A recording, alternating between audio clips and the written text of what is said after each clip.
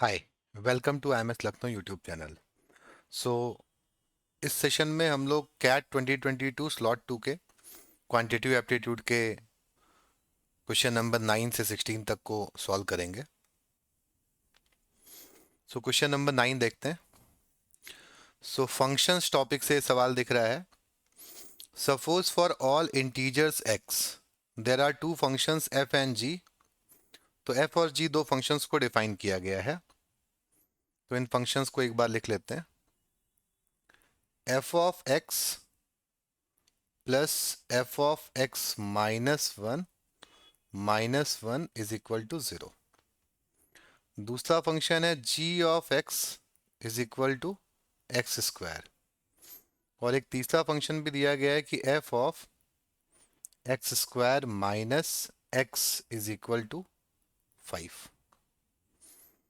और अब हम लोगों से सवाल में कुछ वैल्यू पूछी गई है। तो जो आपसे पूछा गया है उसके लिए हमें निकालना क्या है? हमें एफ ऑफ जी ऑफ 5 निकालना है and plus g of f of 5 निकालना है। तो देखो g5 को तो हम क्लियरली लिख सकते हैं कि भाई g ऑफ 5 कितना होगा। g of 5 would be 5 square which is 25, which means you have to find out f25। और यहाँ पे g फंक्शन लगाना है बट हमें अभी f5 की वैल्यू नहीं मालूम है। तो हमें कहीं ना कहीं f5 की भी वैल्यू निकालनी होगी और f25 की वैल्यू निकालनी होगी। तो अब इस सवाल में हमें जो f में दो फंक्शंस दिए गए हैं, this one and this one, इनकी हेल्प लेनी पड़ेगी। तो देखो ये फंक्शन आपको डायरेक्ट वैल्यूज देता है। तो अगर हम x को रख देते हैं, फॉर एग्जांपल अगर हम x की डिफरेंट वैल्यूज पे ट्राई करते हैं, अगर हम x को 1 रख देते हैं तो हमें क्या मिलेगा? f of 1 square minus 1 which means f0 की वैल्यू 5 आ जाएगी। अगर आप x को 2 रख देते हो तो you get f of 4 minus 2 which means f2 5। अगर हम x की वैल्यू 3 रखते हैं, बिकॉज ये फंक्शन इंटीजर्स पर ही डिफाइन है, तो हम इंटीजर वैल्यूज पे इसको चेक करेंगे। तो 9 माइनस थ्री f6 की वैल्यू आपको मिल जाएगी 5। फिर अगर हम x को 4 रखते हैं तो हमें f ऑफ 16 माइनस 4 f12 मिल जाएगा, वो भी 5 होगा। फिर अगर आप x को 5 रखते हो तो आपको मिल जाएगा f ऑफ 20, जो कि कितना होगा? ये भी 5 होगा। तो कुछ वैल्यूज आपको यहाँ से मिल जाती हैं। अब इस फंक्शन का हेल्प लेने का कोशिश करते हैं। तो ये फंक्शन देखो, f x plus f x minus one is equal to 0 लिखा है। तो इसको हम ऐसे भी लिख सकते हैं कि एफ ऑफ एक्स जो होगा वो 1 minus F of x minus 1 होगा। अब अगर हम x को फॉर एग्जाम्पल 1 रखते हैं तो हम कह सकते हैं f1 is equal to 1 minus f0 which means 1 minus 5। तो वैल्यू क्या मिलेगी? -4। अगर हम 2 रखते हैं तो हमें मिलेगा f2 is equal to 1 minus f1। तो 1 माइनस -4 क्या मिलेगा आपको? 5 मिलेगा। अगर हम 3 रखते हैं तो f3 इज 1 माइनस f2। तो अगेन यू कैन से कि 1 माइनस 5 करेंगे तो क्या मिलेगा? -4 मिलेगा। तो आपको देखो एक ट्रेंड मिल रहा है, -4 और 5, -4 और 5। अगर हम f4 निकालते हैं तो हो जाएगा 1 माइनस f3। तो ये आपको फिर से 1 माइनस -4 फिर 5 मिलेगा। तो हम कह सकते हैं कि अगर हम किसी भी ऑड वैल्यूज के लिए f निकाल रहे हैं, फॉर एग्जांपल f1 f3, तो हमको क्या मिल रहा है? -4 मिल रहा है। और अगर हम इवन वैल्यू के लिए कैलकुलेट कर रहे हैं, वी आर गेटिंग 5। तो -4 और 5। तो अब अपने मेन क्वेश्चन पे आते हैं। यहाँ पे आपको जो f25 निकालना है तो बेसिकली एक ऑड नंबर का आप f निकाल रहे हो और फिर g फंक्शन लगाना है आपको f, अगेन ऑड है, 5 भी एक ऑड नंबर ही है। तो ये हो जाएगा आपका -4 और ये हो जाएगा g ऑफ -4। अब g फंक्शन देखो, हम लोगों ने शुरू में देखा था, g फंक्शन क्या करता है? स्क्वायर कर देता है। सो this would be nothing but -4 plus 16 which is 12। So 12 should be our answer. 12. So next question पे मूव करते हैं.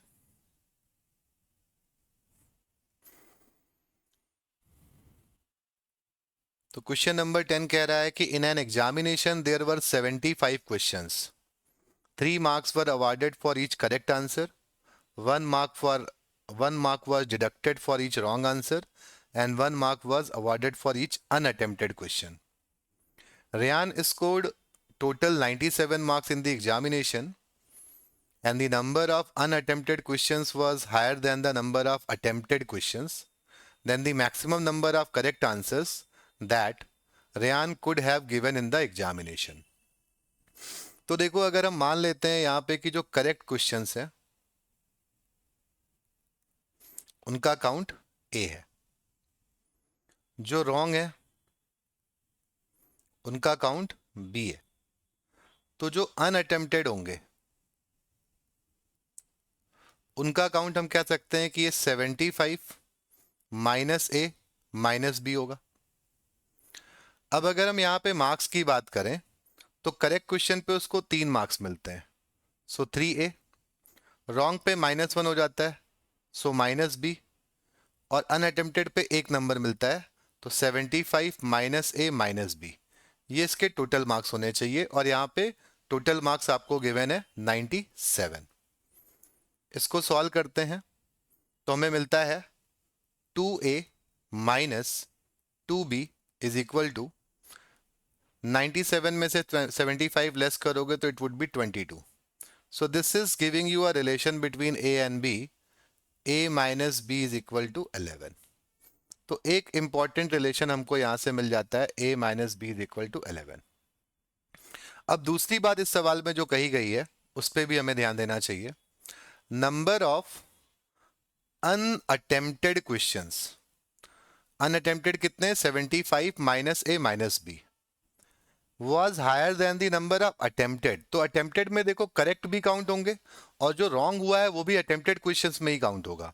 तो हम कहीं ना कहीं यहाँ पे कह सकते हैं कि we are having one more relation, जो आपसे क्या बताता है कि जो अटेम्प्टेड क्वेश्चंस का काउंट है 75 minus A minus B is more than जो अनअटेम्प्टेड क्वेश्चंस का काउंट है, this is more than the attempted ones. तो अटेम्प्टेड कितने थे? ए प्लस बी थे. तो यहां से हमको क्या रिलेशन मिलता है? देखो, we can say 2A plus 2B, 2A plus 2B is less than 75. अब अगर हम देखें तो हम यहां पे B की जगह पे B को A में कन्वर्ट भी कर सकते हैं. तो we can say this is nothing but twice of A minus 11 is less than 75. ऐसे भी इसको हम लोग लिख सकते हैं. या अगर हम देखें तो हम कह सकते हैं 2 से अगर डिवाइड कर लें तो ये आपको मिल जाएगा 2A minus 11 is less then 37.5. तो 2A इज लेस देन 37.5 में 11 ऐड करोगे तो दिस वुड बी 48.5 और A इज लेस देन 24.25. तो अब आपसे सवाल यहां पर जो पूछा गया है वो A के बारे में ही है. तो the question is saying the maximum number of correct answers. तो करेक्ट आंसर्स का वैल्यू मतलब A का वैल्यू मैक्सिमम क्या हो सकता है? तो 24.25 से कम है, तो वी कैन से कि A का जो मैक्सिमम पॉसिबल वैल्यू है this could be 24. So 24 is the right answer here. 24.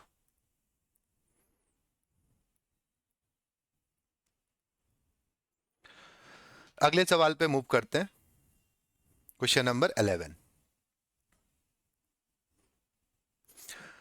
तो ज्योमेट्री में पॉलीगन टॉपिक से सवाल है. Regular polygons A and B have number of sides in the ratio 1:2 and interior angles in the ratio 3:4. तो polygon के बारे में आपको पता है कि भाई अगर हम किसी भी एक वर्टेक्स पे इंटीरियर और एक्सटीरियर एंगल को ऐड करते हैं तो सम आपको क्या मिलता है, 180 मिलता है।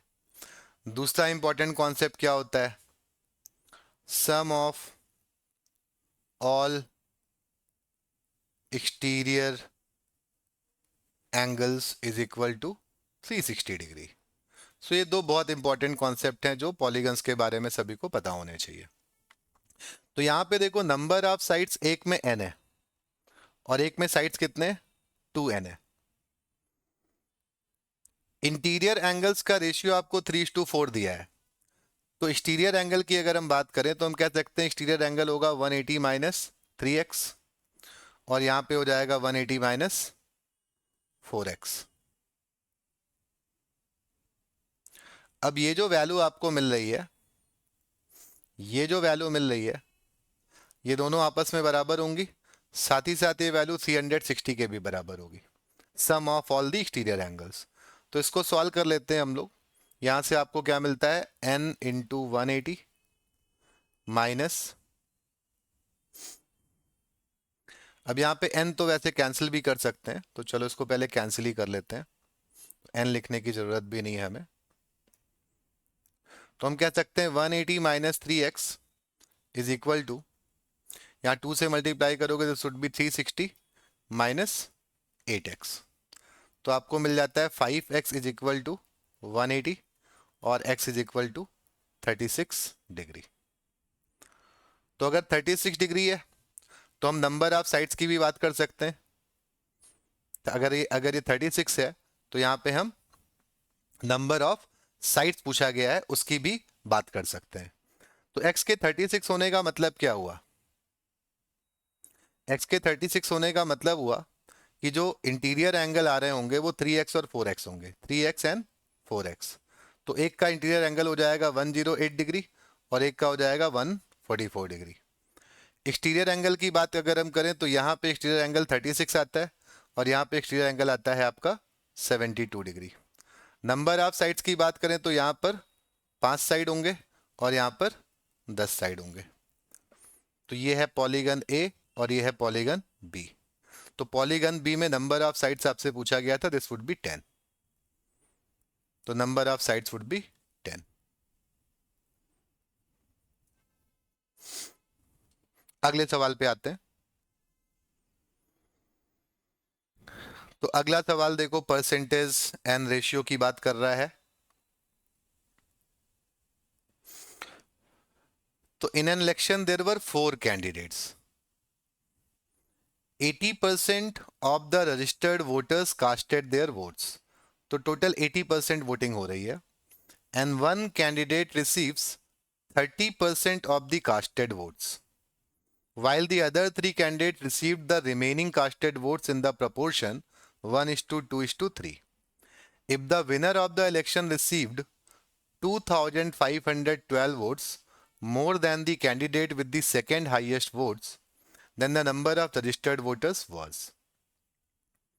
तो डेटा परसेंटेज में दिया हुआ है, तो इनिशियली वी कैन एज्यूम कि यहाँ पर जो टोटल रजिस्ट्रेशंस हैं, टोटल जो रजिस्टर्ड वोटर्स हैं उनका काउंट मान लेते हैं कि 100x है। तो यहाँ पे जो टोटल वोट्स कास्टेड हैं वो कितने हो जाएंगे,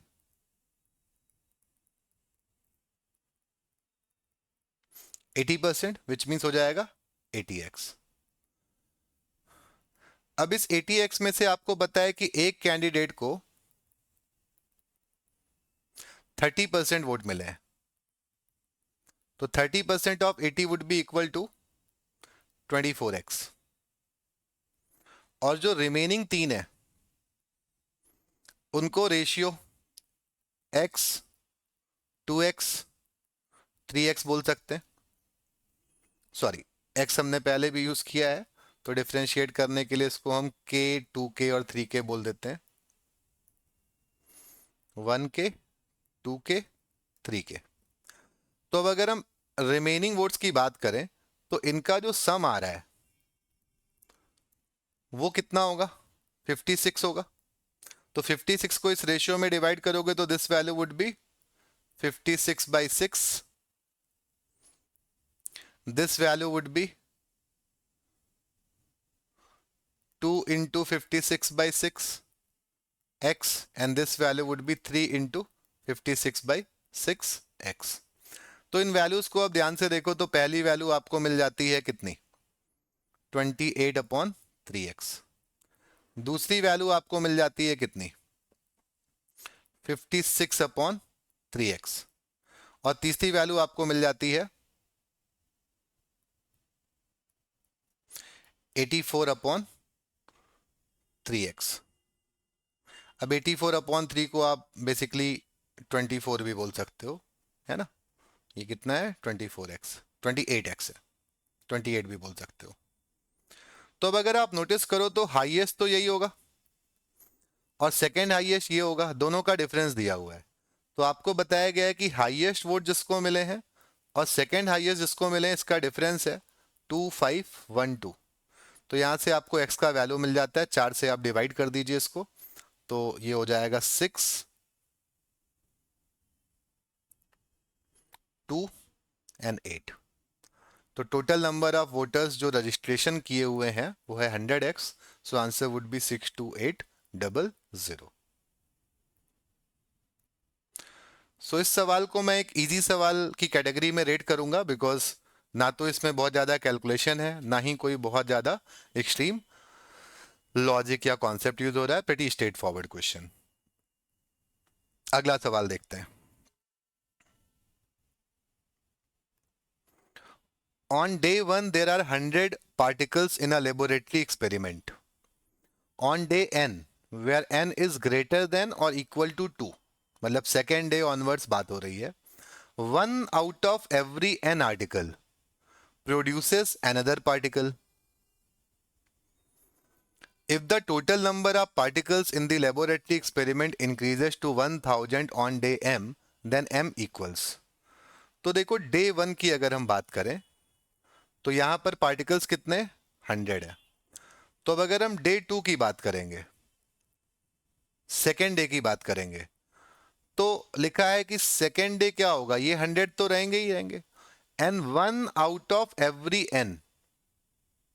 तो एन का वैल्यू अगर आप 2 रख रहे हो तो 1 आउट ऑफ 2 हो गया ये। तो 1 आउट ऑफ 2 मतलब हर दो में से एक पार्टिकल एक नया पार्टिकल बना रहा है। तो अगर 100 पार्टिकल थे तो 1 आउट ऑफ 2 जब आप करोगे, 1 आउट ऑफ 2, तो ये 50 पार्टिकल और प्रोड्यूस हो जाएंगे और काउंट क्या हो जाएगा, 150। इसी तरह से अगर हम डे 3 पे जाते हैं तो अब हमारे पास पहले से कितने 150 हैं, और अब यहां पे लिखा है 1 आउट ऑफ 3, क्योंकि हम थर्ड डे की बात कर रहे हैं। तो 150 में हर 3 में से एक प्रोड्यूस कर रहा है, तो कहीं ना कहीं हम कह सकते हैं 50 और बढ़ेगा, दिस वुड बी 200। तो एक तरह से देखा जाए तो एक अरिथमेटिक प्रोग्रेशन बन रही है।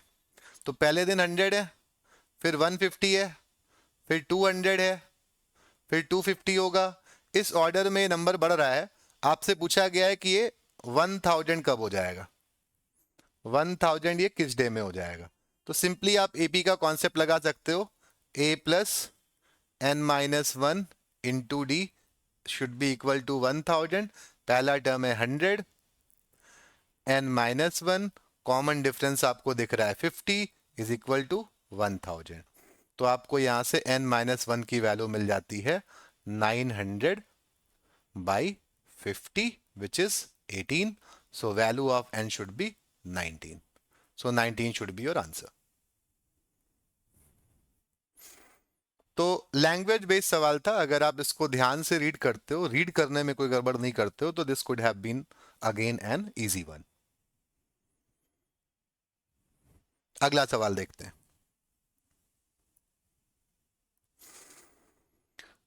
तो काउंटिंग प्रिंसिपल का सवाल है ये, the number of integers greater than 2000।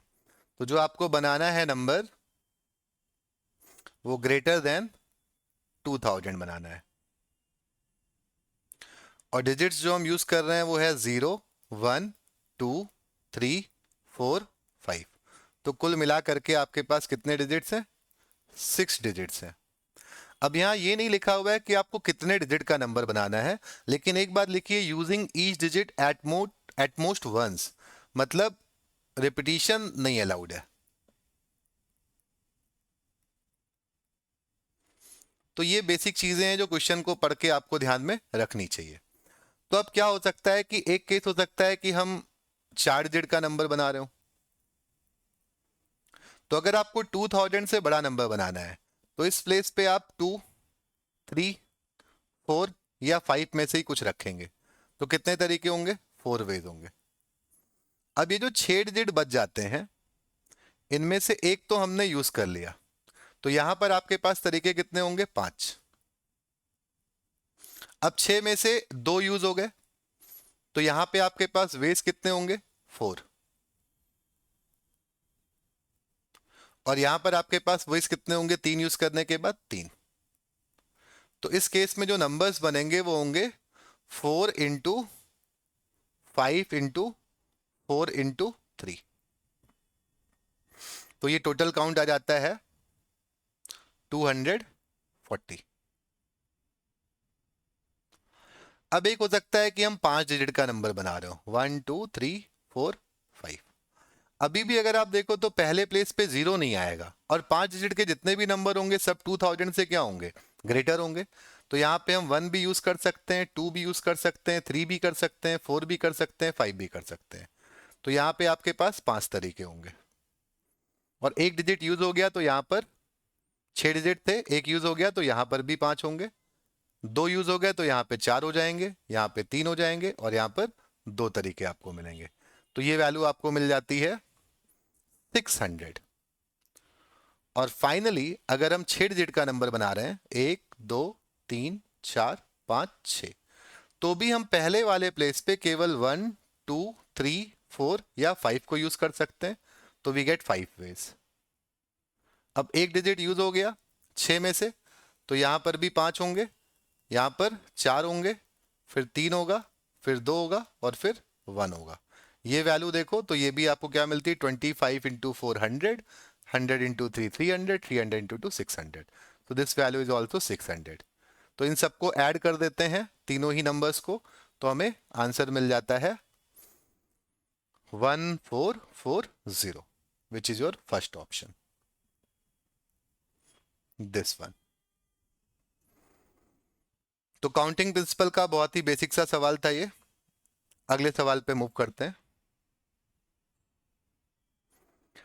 For some natural number n, assume that 15,000 factorial, so 15,000 का फैक्टोरियल, और इसको हम डिवाइड करने वाले हैं किससे? n फैक्टोरियल के फैक्टोरियल से। तो आपसे पूछा गया largest possible value of n is. तो देखो, हमें अगर लार्जेस्ट पॉसिबल पूछा गया है तो दिए गए ऑप्शंस में से ही हमें चेक करना है। तो दिए गए ऑप्शंस में से अगर हम चेक कर रहे हैं वैल्यू को, तो पहले हम बड़े ऑप्शन को ही चेक कर लेते हैं। तो देखो, 15,000 फैक्टोरियल का मतलब क्या हुआ?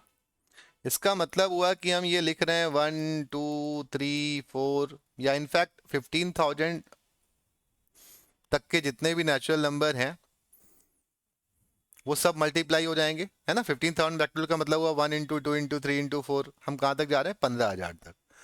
तो नीचे जो हमारा फैक्टोरियल होगा वो हम कह सकते हैं उसकी मैक्सिमम पॉसिबल वैल्यू जो आने वाली है वो 15,000 के फैक्टोरियल से क्या होनी चाहिए? कम आनी चाहिए। तो मान लो हम चेक करते हैं 7 को, चेक करते हैं बड़ा ऑप्शन, क्योंकि लार्जेस्ट पॉसिबल पूछी गई है।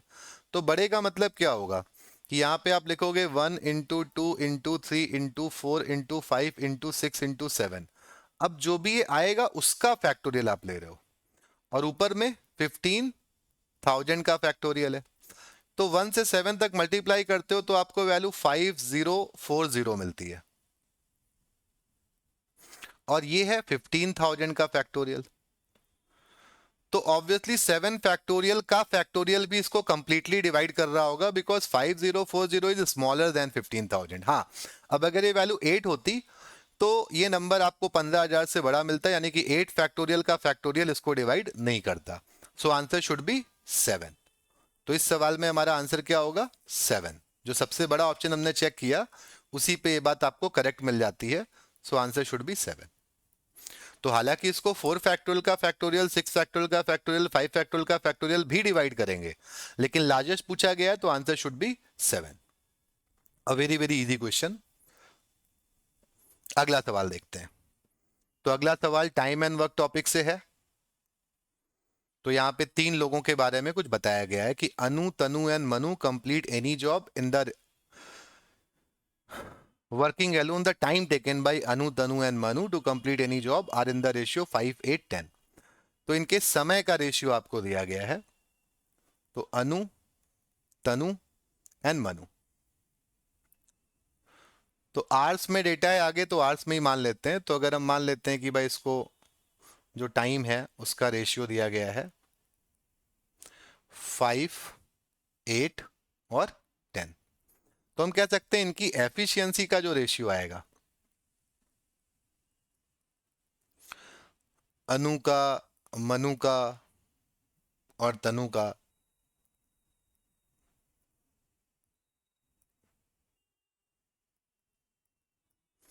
वो हो जाएगा 1/5 इस टू 1/8 इस टू 1/10। इसको सिंप्लीफाई करते हैं तो 80 से मल्टीप्लाई कर देते हैं, तो दिस वुड बी 16 इस टू 10 इस टू 8। ये इनका एफिशिएंसी का रेशियो हो गया, अनु का, तनु का और मनु का। तो अगर हम कहते हैं कि अनु 1 आवर में 16 वर्क करता है, तो Tanu will do 10 work and Manu will do 8 work. अब यहां सवाल में आगे क्या लिखा हुआ है उसको रीड करते हैं quickly. They accept a job which they can finish in 4 days if they all work together for 8 hours per day. तो देखो इस स्टेटमेंट से कहीं ना कहीं जो काम ये लोग करने वाले हैं उसको हम मेजर कर सकते हैं। तो हम कह सकते हैं टोटल वर्क यहां पर क्या आएगा। अब 1 घंटे में अगर ये तीनों काम कर रहे हैं तो 16 + 10 + 8 काम करेंगे। तो 4 घंटे में कितना करेंगे इंटू 4, सॉरी 8 घंटे में 8 आवर्स में कितना करेंगे इंटू 8, और साथ में 4 दिन की भी बात की गई है। तो ये हो गया total work which is 34 into 8 into 4। तो पूरी कैलकुलेशन करने की अभी रिक्वायरमेंट नहीं है, आगे देखते हैं सवाल में क्या लिखा हुआ है। However, Anu and Tanu work together for the first 6 days, working 6 hours 40 minutes per day. Then the number of hours that Manu will take to complete the remaining job working alone. तो देखो पहले 6 दिनों में 2 लोग काम कर रहे हैं, उसके बाद मनु अकेले काम कर रहा है। तो पहले 6 दिनों की अगर हम बात करें तो पहले 6 दिनों में काम कितना हो जाएगा अनु एंड तनु, तो 16 + 10 काम होगा। कितने आवर्स काम करते हैं 6 hours एंड 40 minutes को वी कैन राइट 2/3 hours, और इन्होंने 6 days तक भी काम किया है। अब मनु अकेले काम करता है, तो मनु कितना काम करता है एक दिन में, 1 आवर्स में 8 करता है। उसको कितने आवर्स लगेंगे, मान लेते हैं इसको k आवर्स लगेंगे। So this value should be equal to this total work, और हमारा टोटल वर्क कितना है 34 इंटू 8 इंटू 4। तो अब हम कैलकुलेशन करने की कोशिश करते हैं यहां पर, तो देखते हैं क्या वैल्यू मिलती है। दिस इज 26 और 6 2/3 हो जाएगा आपका 20/3 into 6 and plus 8k is equal to, इधर भी मल्टीप्लाई कर लेते हैं तो 34 इंटू 8 इज 272 इंटू 4। तो 8k की वैल्यू आपको मिल जाती है, ये भी मल्टीप्लाई कर देते हैं तो आ जाता है 1088 माइनस ये 2 हो जाएगा। So this would be equal to 1040। तो k का value should be equal to 48 divided by 8 which is 6 hours. तो मनु को अब टोटल जो आवर्स लग रहे होंगे that would be 6। So 6 will be your answer. So question number 9 से 16 तक हमने स्लॉट 2 क्वांटिटेटिव एप्टीट्यूड के आज डिस्कस किए। जो भी रिमेनिंग क्वेश्चंस हैं स्लॉट 2 के, कैट 22 के, क्वांट सेक्शन के, उसको हम लोग अगले वीडियोस में डिस्कस करेंगे। Thank you.